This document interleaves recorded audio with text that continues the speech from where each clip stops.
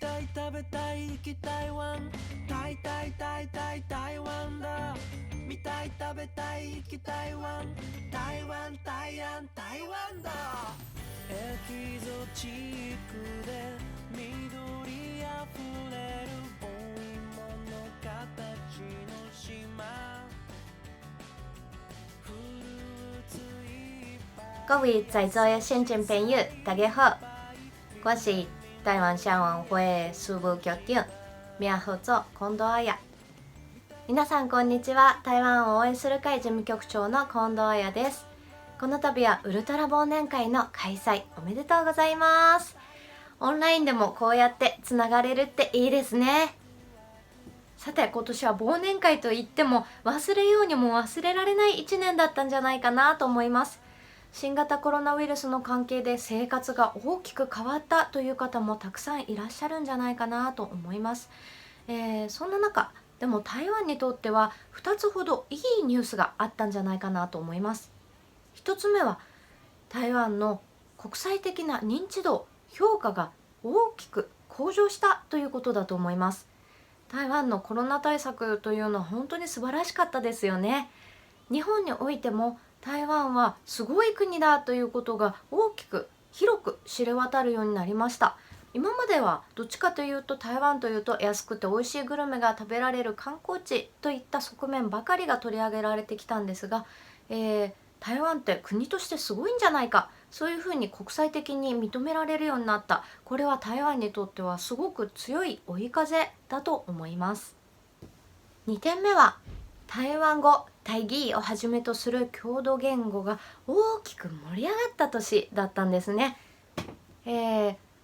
台湾語テレビ局公視台語台が昨年7月にオープンしてからたくさんのバラエティ番組、それからニュースがどんどん、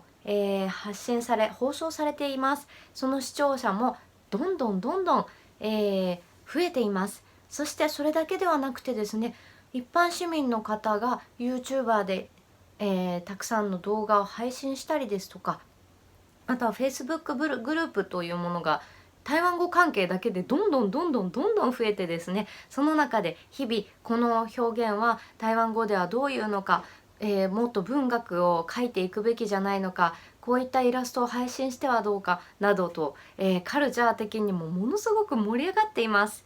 発課後もですね、いろんな動画が次々と出てきています。先生方の美しい発音が聞ける動画もあります。先住民族書語に関しても綺麗なアニメーションの面白い物語が、上がっていたりですとか、はたまた普通の一般の方がですね、自分でブヌン語教えるよってこれ面白い挨拶だよみたいな風に発信してる、そういうこともありまして、この1年というのはすごくそういう台湾の本土言語が盛り上がった1年だったんですね。そういう意味ではすごくこれは明るいニュースだと思っています。またその主体となっているのがですね、中高年ではなくてどっちかというと若者世代なんですね。今までは、自分はあんまりうまく喋れなかった、もしくはローマ字をちゃんと書けなかったけれども、これからきちんと勉強して使っていこう、盛り上げていこうっていう、そういう機運が若者世代から、どんどん出てきているように感じられます。そんな中、私がおすすめしたいのがステイホームでもできる台湾活動ということで、台湾の本土言語をこれを機に学んでみるというのはいかがでしょうか。今までは台湾に行けるなら行きたい、いっぱい行こう、楽しもうっていうのがやっぱりメインだったと思うんですよね。でも今行けない、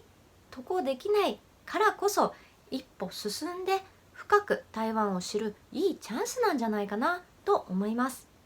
その中で台湾語、台語に関しては日本でも買えるテキストたくさんあります。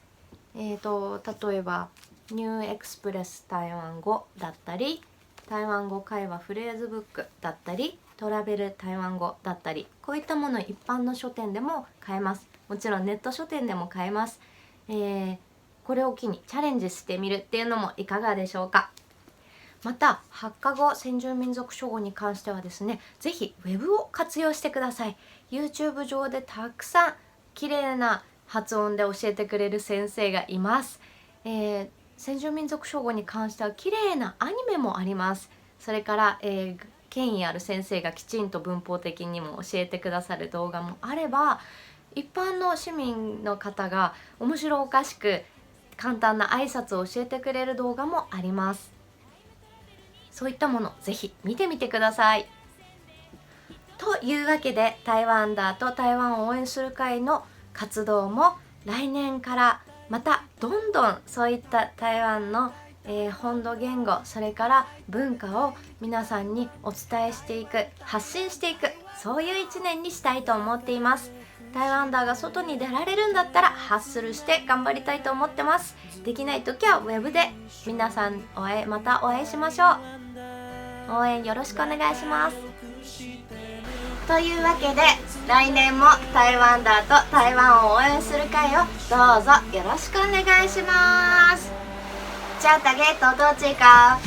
再会。おお、台湾だ、近い近い近い。没顾没上拉姆，再会，拜拜。